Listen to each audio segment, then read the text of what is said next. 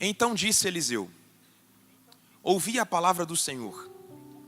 Assim diz o Senhor: no ano que vem, quase a esse tempo, é isso, gente?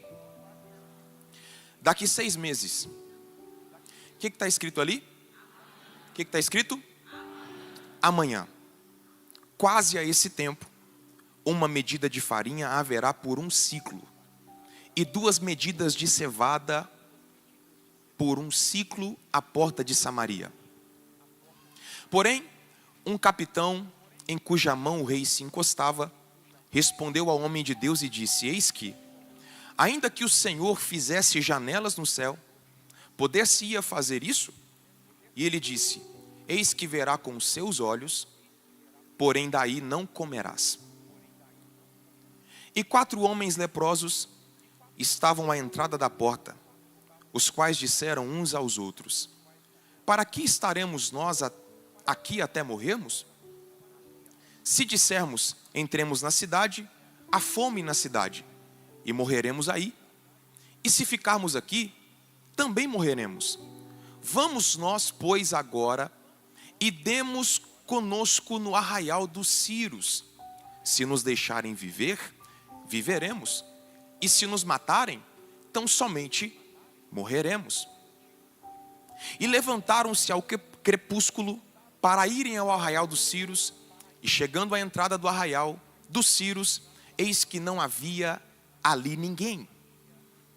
Porque o Senhor fizera ouvir no arraial dos Círios um ruído de carros e ruído de cavalos, como o ruído de um grande exército. Olha aí, eram 4 leprosos, e Deus fez com que os inimigos ouvissem o ruído de um grande exército. De maneira que disseram uns aos outros: eis que o rei de Israel alugou contra nós os reis dos heteus e dos egípcios, para virem contra nós. Acho que até o 6. Até o 6. Só até o 6. Coloca aí para mim, por favor, o tema que eu quero falar com vocês nessa noite. É o fim do cativeiro. Achei que vocês iam gostar do tema. Você pode dizer para alguém aí do seu lado: é o fim do cativeiro.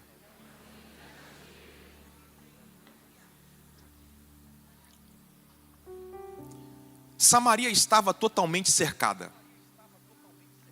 Alguns estudiosos afirmam que o rei da Síria, Ben-Hadad, ele cercou Samaria com aproximadamente 120.000 soldados. Ben-Hadad era um grande estrategista militar e ele não queria derramamento de sangue. Então qual é a estratégia de Ben-Hadad? Eu vou cercar Samaria, ninguém entra, ninguém sai, eles vão morrer de fome, ou eles vão se entregar a mim. Então essa é a estratégia de Ben-Hadad, o rei da Síria. Uma hora a comida acabaria, ou eles morreriam de fome, ou eles se entregariam ao rei Ben-Hadad. Alguns estudiosos chegam a afirmar que esse cerco em Samaria, esse cativeiro, durou aproximadamente 1 ano. E depois de aproximadamente 1 ano, Samaria estava vivendo num estado de calamidade pública. A situação ficou tão desesperadora que alguns estudiosos afirmam que pela falta de água, o povo começou a beber a sua própria urina. Israel começou a comer carne de animais impuros. O negócio ficou tão extremo que o texto diz que o povo começou a comprar cabeças de jumento por 80 peças de prata. Aí o texto vai dizer que quando a cabeça dos jumentos acabaram, eles começaram a comprar esterco de pombo por 5 peças de prata. Coloca aí para mim o texto, por favor, 2 Reis, capítulo 6, a partir do versículo 25. Vocês estão me olhando com a cara estranha? Eu acho que vocês estão pensando que eu estou inventando, né?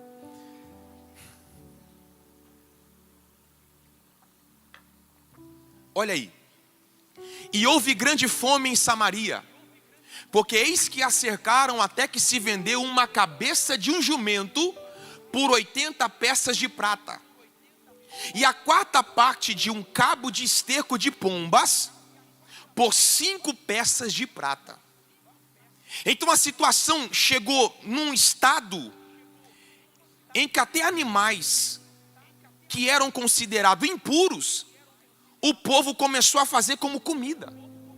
Você imagina um ensopado de cabeça de jumento? Não tinha comida, gente. Aí o negócio foi agravando mais. Vamos fazer uma farofa. E o que a gente vai usar para fazer a farofa? Cocô de pombo. Sabe aquela fase que você pensa assim, gente, não tem como piorar. Alguém já passou por isso ou não? Não tem como piorar. Não é? Sabe aquela fase que você está com a fase ruim? Você comprar um circo, o elefante emagrece. Sabe? Terrível. Sabe aquela fase ruim que você fala assim, não tem como piorar. E o trem piora. Aí você fala assim, o povo está comendo cabeça de jumento e pagando caro. O povo está comendo esterco de pombo e pagando caro. Aí você fala assim, não tem como piorar. Aí acabou a cabeça de jumento. Os jumentos acabaram. O esterco de pombo também acabou. Aí o que o povo começou a fazer, pastor Grandene? Praticar canibalismo. Já não tinha mais jumento, não tinha cabeça de jumento, não tinha esterco de pombo. Coloca aí para mim, versículo 29. Vocês estão comigo aí ou não? De vez em quando vocês falam alguma coisa para eu saber que vocês não foram embora. Fica firme aí.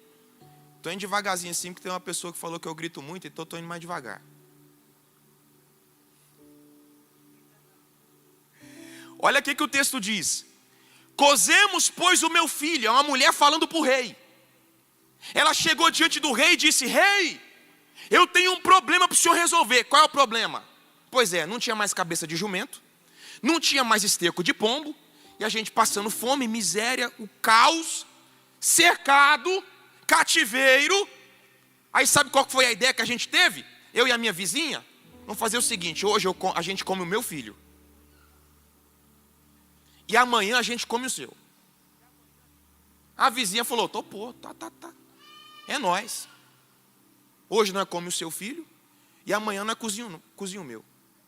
Aí, rei, o que eu fiz?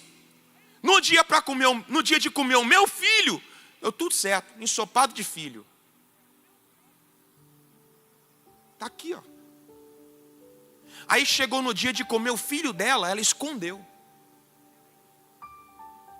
Olha o que ela está dizendo. Cozemos, pois, o meu filho e comemos.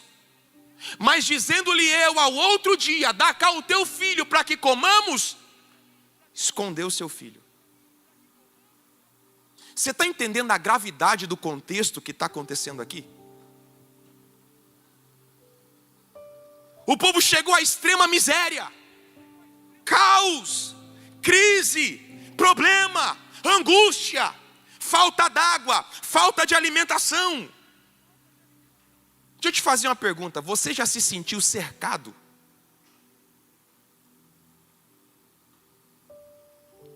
Você até quer caminhar, você até quer romper, você até quer avançar, mas você anda para um lado, está cercado, anda para o outro, está cercado. Até tem capacidade, até tem recursos. E talvez eu esteja falando para pessoas aqui que estão cercadas nas emoções, estão cercadas nos relacionamentos, estão cercadas nas finanças. E a palavra que o Espírito Santo compartilha ao meu coração nessa noite, não interessa o tamanho do seco que você está enfrentando, Deus vai colocar um ponto final.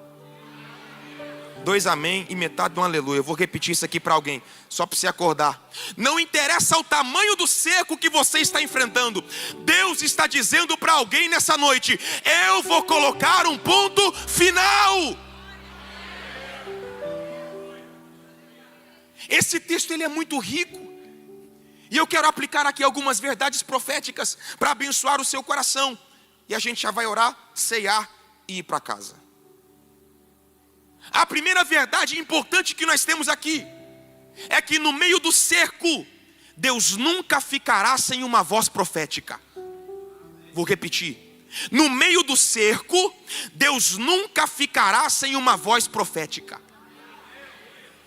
Olha isso. O cerco consumiu o pão, o cerco consumiu a água, o cerco consumiu o comércio, o cerco consumiu as esperanças, mas não consumiu a voz de Deus. O rei poderia ter corrido a Baal, mas Baal não lhe falaria nada. O rei poderia ter corrido para Azera, mas Azera não lhe falaria nada. O rei poderia ter corrido para Astarote, mas Astarote não teria lhe falado nada. Mas sabe para onde ele vai? Para os pés de Yahvé. Por quê, pastor? Porque Baal não fala, mas Yahvé fala. Azera não fala, mas Baal fala. Astarote não fala, mas Jeová fala. Ele poderia ter ido a qualquer outro lugar, mas ele vai para os pés de Deus. Deus ainda tem uma palavra no meio da crise. Deus ainda tem uma palavra no meio da dor. Deus ainda tem uma palavra no meio das perdas. Eu estou pregando para pessoas aqui que estão no olho de um furacão, cercado, dias sem dormir, ansiedade consumindo a sua mente, ansiedade consumindo o seu coração. As circunstâncias são as piores possíveis. E sabe o que eu acho mais lindo? É que você poderia ter ido no centro de macumba, mas você não foi. Você poderia ter ido na cartomante, mas não foi. Você poderia ter ido para o bar, mas não foi. Você poderia ter ido na bezendeira, mas não foi. Você poderia ter ficado em casa, mas não ficou. Você veio na quarta de guerra. Por que você veio na quarta de guerra? Porque aqui Deus fala. Eu vou repetir isso aqui para alguém. Por que você veio na quarta de guerra? Porque na quarta de guerra Deus ainda fala. Eu quero declarar sobre a sua vida a palavra de Deus. Isaías 43, versículo 18. Não vos lembrei das coisas passadas, nem considerai as antigas. Eis que faço uma coisa nova, agora sairá a luz, porventura não a percebereis? Eis que porei um caminho no deserto. Essa é palavra de Deus para você. Você vai recebendo, vai dizendo amém, vai dizendo glória a Deus. Joel capítulo 2, versículo 23. E vós, filhos de Sião, regozijai-vos e alegrai-vos no Senhor vosso Deus, porque Ele vos dará em justa medida a chuva temporã, fará descer a chuva no primeiro mês, a temporã e a serôdia, e as eiras se encherão de trigo, e os lagares transbordarão de mosto e azeite, e restituí-vos-ei os anos que foram consumidos pelo gafanhoto, pela lacusta, pelo pulgão, pela largata, e o meu grande exército que enviei contra vós, e comereis abundantemente. É uma promessa de fartura de Deus para nós. É uma promessa de fartura de Deus para a sua vida. Ageu capítulo 2, versículos 6, 7 e 8.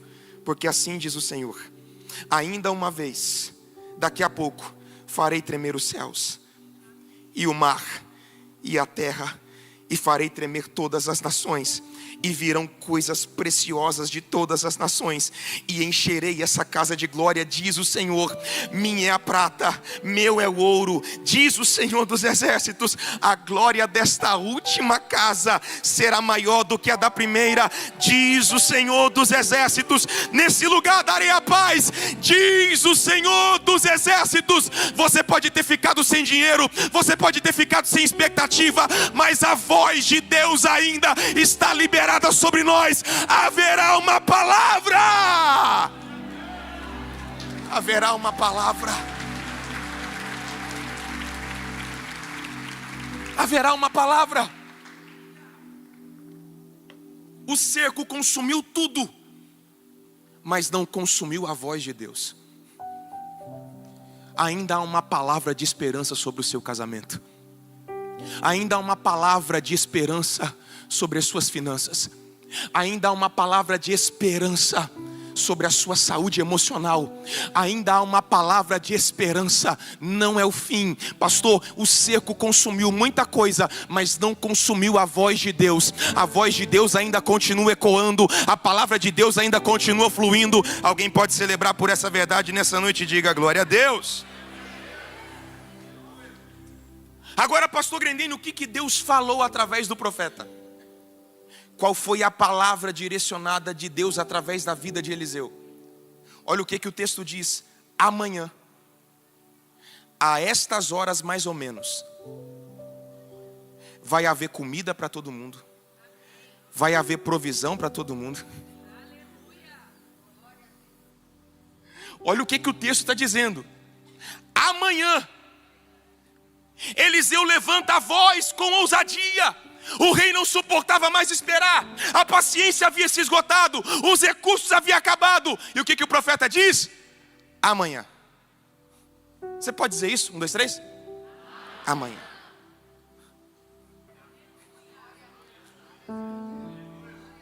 Pastor, hoje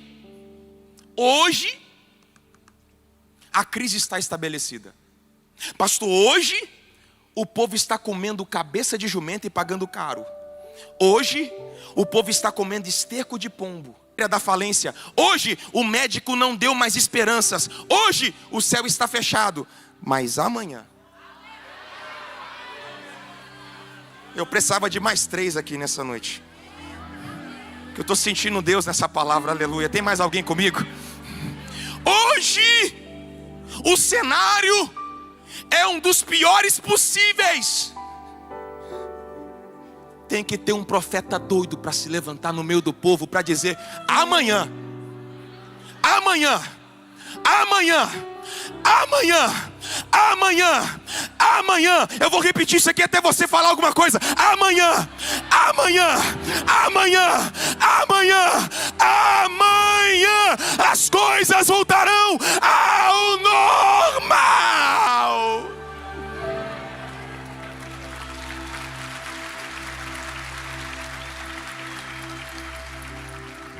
Escute, existe uma manhã de restauração, existe uma manhã de cura, existe uma manhã de restituição, aleluia. Existe uma manhã de milagres. Eu vou repetir isso aqui para alguém. Existe uma manhã de restauração, existe uma manhã de cura, existe uma manhã de restituição, existe uma manhã de milagres. Escute, o que o cerco levou 1 ano para consumir,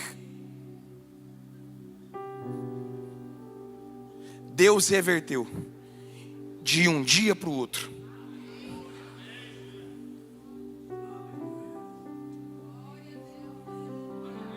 Essa parte aqui eu ensaiei em casa. O que o cerco levou 1 ano para consumir, Deus reverteu de um dia para o outro. Pastor, já estou há 10 anos assim. Pastor, já estou há 5 anos assim. Pastor, já estou há 3 anos assim. Pastor, já estou há 1 ano assim.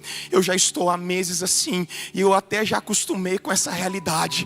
Eu já até me acostumei com essa condição. Eu já até acostumei. Essa é a vida. Essa é a minha sina. Esse é o meu destino. Não é assim, diz o Senhor. Há uma palavra profética para o teu amanhã. O que o seco levou 1 ano para consumir, Deus reverteu de um dia para o outro. Diga bem forte: amanhã.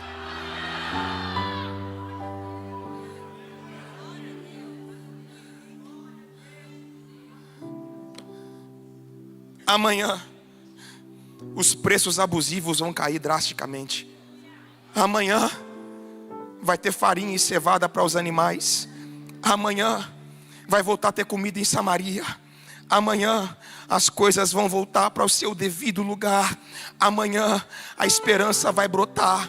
Amanhã vai ter paz no seu casamento. Amanhã o teu filho vai voltar para casa. Amanhã ele vai largar esse cigarro e essa maconha e essa cocaína. Amanhã vai haver uma porta de escape para você. Tem alguém para receber essa palavra nessa noite? Amanhã, amanhã, amanhã, amanhã, amanhã há um amanhã.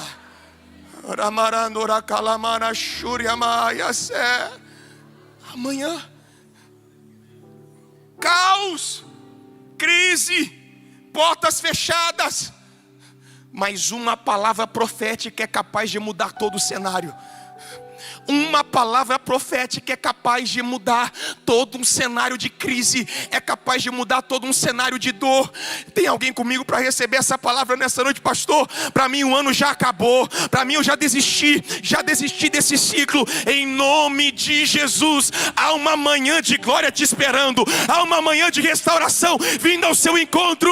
Quem pode dar glória a Deus por isso?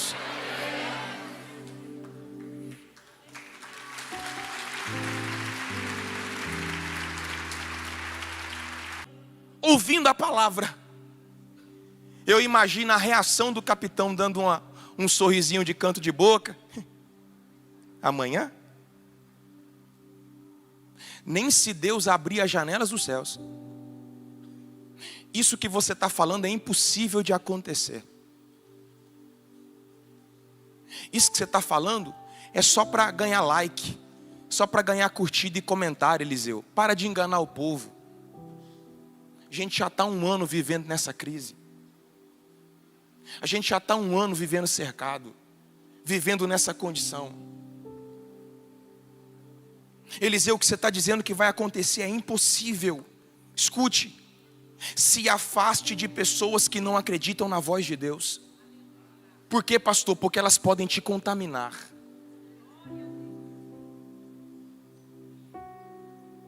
Ore por essas pessoas, mas não caminhe com elas.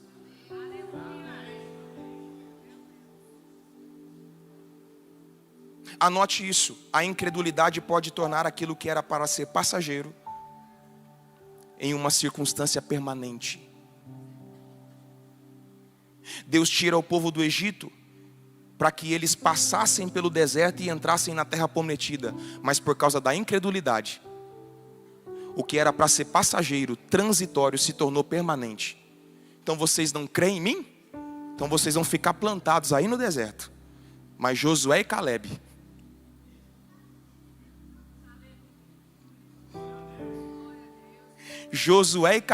se levantaram no meio da reunião e disse: calem a boca. Vocês estão desanimando o povo, dizendo que tem gigante, dizendo que não pode, que não tem jeito. Se Deus se agradar de nós, a gente vai entrar na terra. Deus olhou na reunião e falou assim: esses dois vão entrar. Vou repetir essa parte aqui, achei massa. Esses dois aí vão entrar. Nós não fomos chamados para questionar. Nós não fomos chamados para duvidar. Nós somos chamados para crer. Nós não fomos chamados para questionar, para duvidar. Nós somos chamados para crer. Se Deus falou, creia. Se está escrito, creia. Hebreus 11:1, nós temos a única definição de fé na Bíblia. Ora, a fé é o firme fundamento das coisas que se esperam e a prova das coisas que não se veem. Então a fé não é a certeza do desconhecido. A fé é a certeza daquilo que é invisível. Por quê, pastor? Porque o futuro com Deus pode até ser invisível, mas jamais será incerto. Vou repetir essa parte aqui. O futuro com Deus pode até ser invisível, mas jamais será incerto. Então a fé é a garantia, é a prova do que o futuro, do que é futuro e do que é invisível. Então acreditar que o melhor de Deus está por vir é uma decisão. Ser otimista com relação ao presente e ao futuro diz muito sobre a sua fé. E aprenda essa verdade: a sua fé determina como você vive, e a forma como você vive revela a sua fé.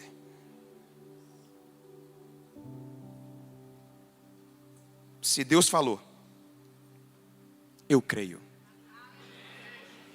Se Deus disse que há um amanhã, eu me aproprio dessa palavra vivencio essa palavra. Por quê? Porque Deus jamais começa algo que já não tenha terminado. Deus jamais começa algo que já não tenha terminado. Vou repetir só mais uma vez. Deus jamais começa algo que já não tenha terminado. Eliseu dá uma olhada para o capitão e falou assim: ah, você não crê? Pois é, você vai ver, mas não vai participar. Você vai ver com os seus olhos o que Deus vai fazer, mas você não vai participar. Vê se esse irmão que está aí do seu lado, vê se ele tem cara de alguém que crê ou de alguém que é incrédulo. Você é cara de Tomé. Estou te vendo.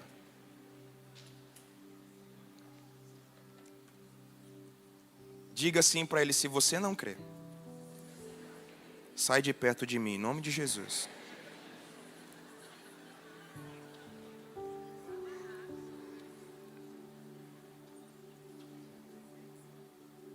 Duro quando o Tomé é um cunhado, né? Aí não tem jeito. Que ele vai na sua casa todo dia tomar sua coca e sentar no seu sofá. Aí você chega entusiasmado: rapaz, Deus falou comigo. É mesmo? Conversa do pastor. Não, isso é mentira, vai mudar nada não. Pois é, essas pessoas vão ver e vão ficar chupando o dedo. Você crê nisso ou não? Tem gente que vai ver o seu milagre, mas não vai poder desfrutar do seu milagre. Aí os 4 leprosos vêm voltando. Pois eu vou voltar lá nos 4 leprosos. Falar rapidinho aqui. Eles vão para o acampamento, voltam trazendo uma boa notícia, dizendo que lá no acampamento dos sírios havia comida, havia provisão, havia prata, havia ouro, havia roupas. Aí sabe o que aconteceu? As mesmas pessoas que pensavam que ia morrer de fome, derrubou o capitão. Ele foi pisoteado.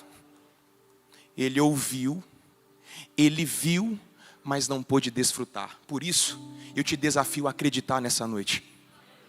Alguma coisa no mundo espiritual está sendo liberado nessa quarta-feira. Alguma coisa no mundo espiritual está sendo rompido, quebrado, transformado. Alguém recebe essa palavra? Levante as suas mãos em direção à sua casa, em direção à sua família, em direção ao seu lar.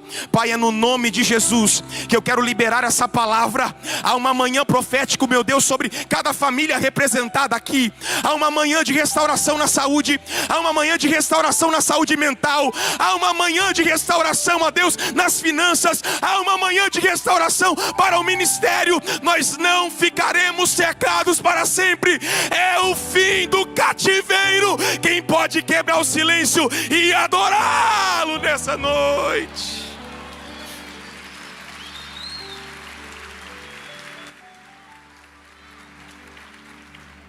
Meu Deus, já é 9h30. Vamos terminar. Pastor Grendene, quem é que Deus vai usar para colocar um fim no cativeiro? Quem é que Deus vai usar para colocar um fim na crise? 4 leprosos. 4 leprosos inconformados. 4 leprosos inconformados. Um olhou para um olhou para o outro e falou assim: gente, nós estamos morrendo. E se nós ficar aqui, nós vamos morrer. Tive uma ideia, vamos lá no acampamento dos inimigos. Se a gente chegar lá e eles matar a gente, vai morrer aqui, morrer lá, não vai morrer. Mas vai que eles nos deixam viver. Aí lá vai 4 leprosos. Quem imaginaria que a resposta de Deus viria numa embalagem tão feia? Vocês não estão prontos para ouvir isso aqui. Eu vou parar. Então vou continuar. Você sabia que Deus é especialista em esconder coisas lindas em embalagens feias? Os meninos podem subir, já vou terminar. Anote isso. Por isso, nunca despreze uma pessoa que pareça ser insignificante. Ela pode ser a resposta da sua oração. O que a gente precisa entender é que Deus não se encaixa na nossa caixa. Deus não se enquadra no nosso padrão. Se eu te falasse assim, Deus vai usar um leproso. Ah, não, leproso não.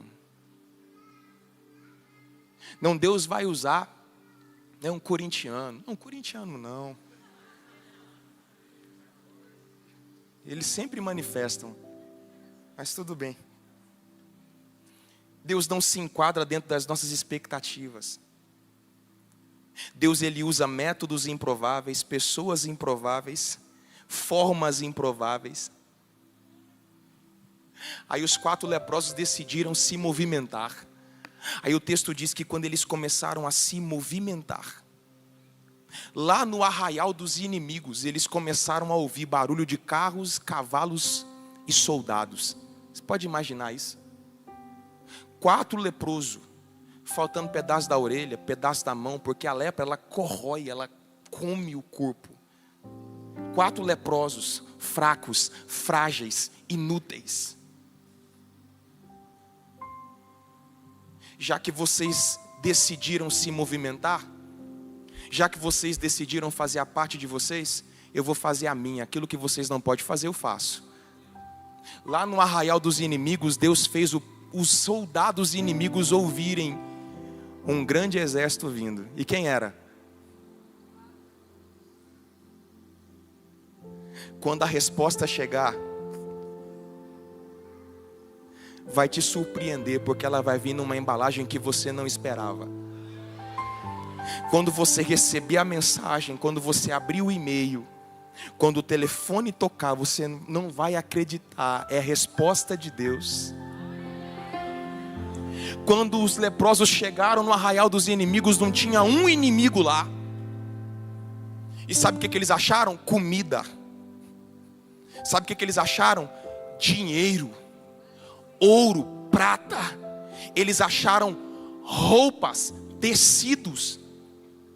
E se eles estavam no acampamento assírio, era roupa importada, aleluia.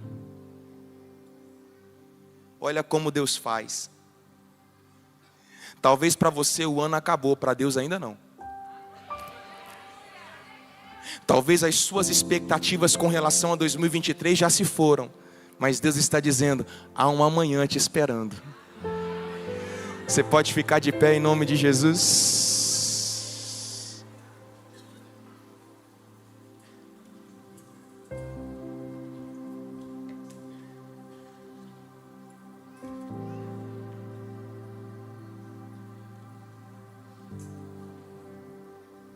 Teu sangue